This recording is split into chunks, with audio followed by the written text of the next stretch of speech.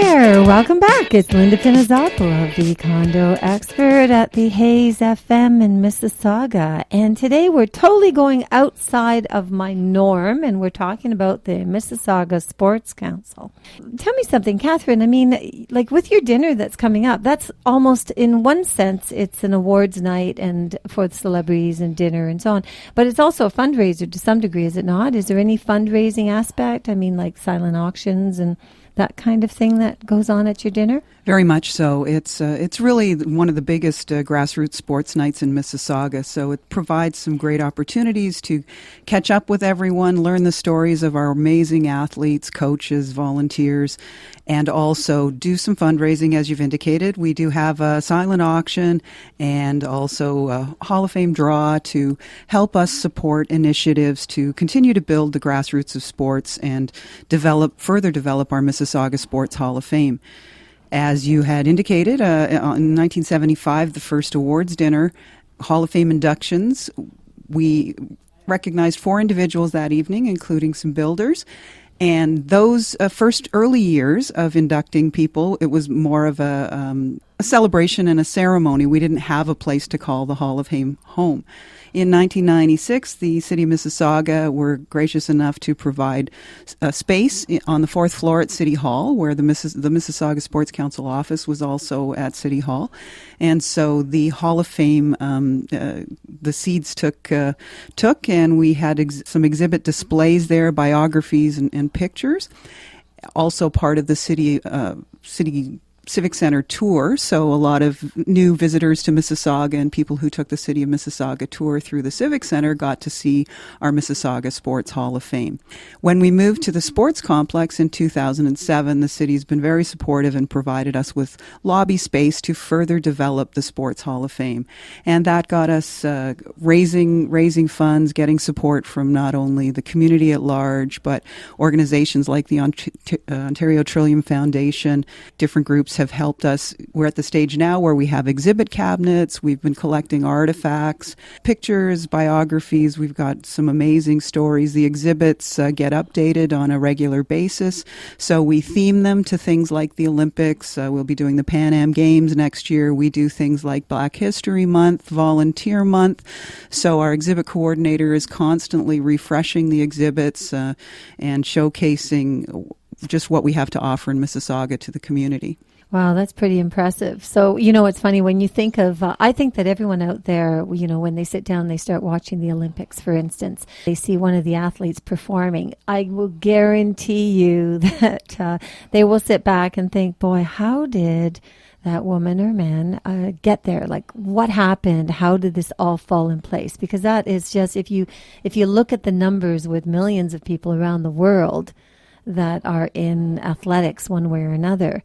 So the best person to ask, of course, is you, Susan. We're going to put you in the hot seat. Susan Stewart, an Atlanta 96 Olympian. That must have been one incredible experience. Yes. And representing Mississauga. I mean, come on. Yes. I love it. It's great. So, you know, give me some background. I think the audience would love to hear, like, how'd you get there? Well, it started at Streetsville, the city of Streetsville. I went to school at Streetsville Secondary School. And I fell in love with the game of basketball in grade 9. And basically from grade 9 led me to the JDP team, which is Ontario provincial team, which led me to an elite provincial team. I played club basketball. Actually, before that, I played club basketball with Bishop Junior Raiders. So I went from high school to a club rep team. And then from the rep team, they noticed my skills and talents. And then I got offered to try out for a JDP team. And then I ended up representing Ontario at major games in Alberta. And then from there, from the provincial team, I got looked at for the junior national team, the Canadian junior national team.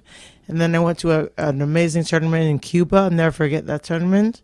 And then from there, I made it on the development team for Canada. And I was on the development team for the national team, the Canadian women's national team.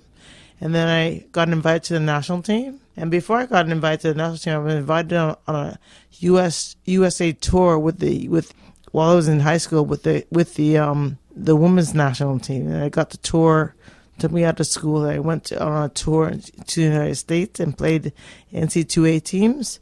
And then from there, I got invited after the development team. I got our first crack at the national team. And then while that was going on, I got asked to play at Laurentian University. And that's where the success really came, because we won 2 national championships at Laurentian University. And I was coached by the great Peter Ennis. He really took our team to be like a national team. So we were treated like a national team. We played like a national team. We had the 6 best recruits on this team against the 6 vets. And we ended up winning 2 national titles, like I said, and we won 5 OWIA, which is OUAs, championships here in Ontario. You know, my 5 years at Laurentian were fantastic, and then from there, it led me to the national team. Wow, that's quite, you know, you must have gotten to a point, or you and your parents, both of you, where it's like, okay, the phone's ringing. Now who? Or, you know, go to the mailbox and take a look at the letters that are coming in. I think that's just wonderful. But, you know, again, I mean, hard work, dedication, being involved, time. Yeah, absolutely. I'm actually looking up the bio on Peter Ennis, and incredibly that's he actually became the chair of the Department of Inter-Run University for Athletics at Laurentian University. So there you go. I mean, his career went from 69 all the way to 93 and continued on to 96 and so on and so on. So, you know, there you go. Like, these are the mentors in your life that really make a difference of, you know, where you start out, of where you end up to some degree. Yes. Yeah. Yes. Also, in between that, I forgot to mention, I played professionally in Germany. First, I played in a team called Halle, BC. It's close to Leipzig.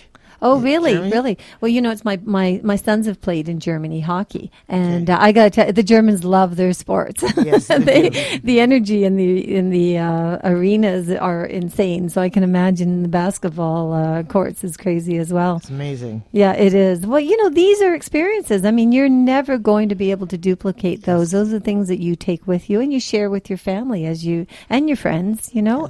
Yes, absolutely. The funniest thing too, sorry. No, that's okay. That I was coached by a Czech Republic coach. He didn't speak a word of English. Now, how does that work? Because, you know, I always wonder about that, because we have that. Like, we have a lot of Canadian coaches that are coaching in Europe, and then European coaches that are coaching all over different parts of Europe.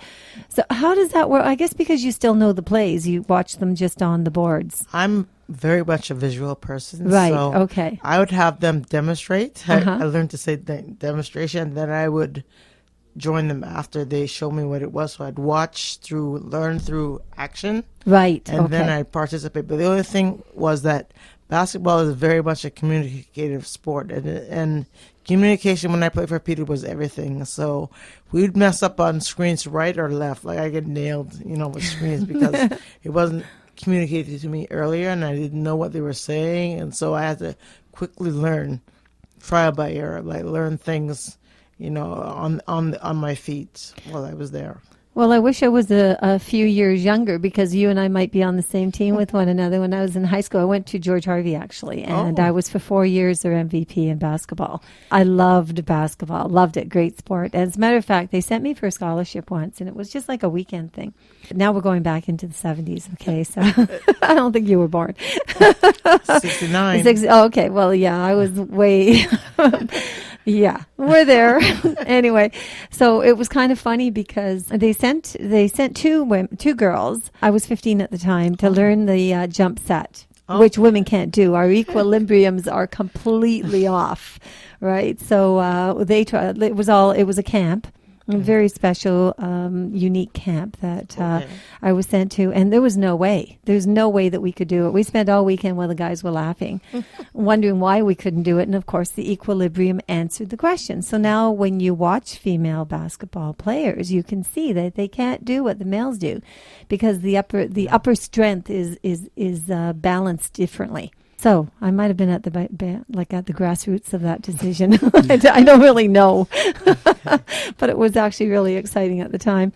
But Catherine, I think that recognizing just not only with Susan's initiatives and her career moving forward, and everyone else in all the different sports that the Sports Council recognizes, I guess you get like similar stories balancing off from all the different sports. Just the way opportunities have come about. Absolutely, and that's the heart of the Sports Hall of Fame, is capturing these moments, these stories, these wonderful people in our community who have made a difference, not only athletically but behind the scenes, whether being a coach or an administrator, helping to start a club, giving opportunities for hundreds of thousands of Mississaugans to participate in a sport, learn a sport, have a community around them that helps mentor them, creates family opportunities, social opportunities.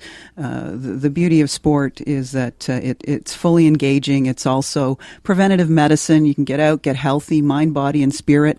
Our Hall of Fame is very much a holistic approach to sport in our community.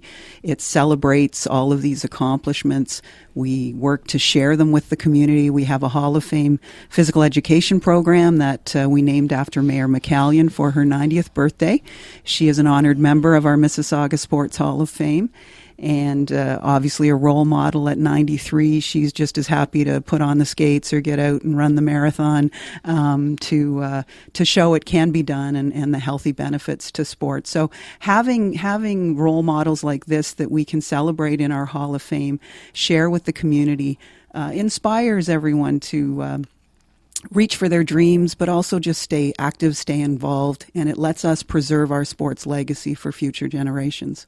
Oh, absolutely. And, and that's important. I mean, if you just think all around the world, these are key athletes that have always contributed to the community and been part of it. So, today we're actually talking about the Mississauga Sports Council. You're listening to Linda Pinizzotto of the Condo Expert here at the Hayes FM.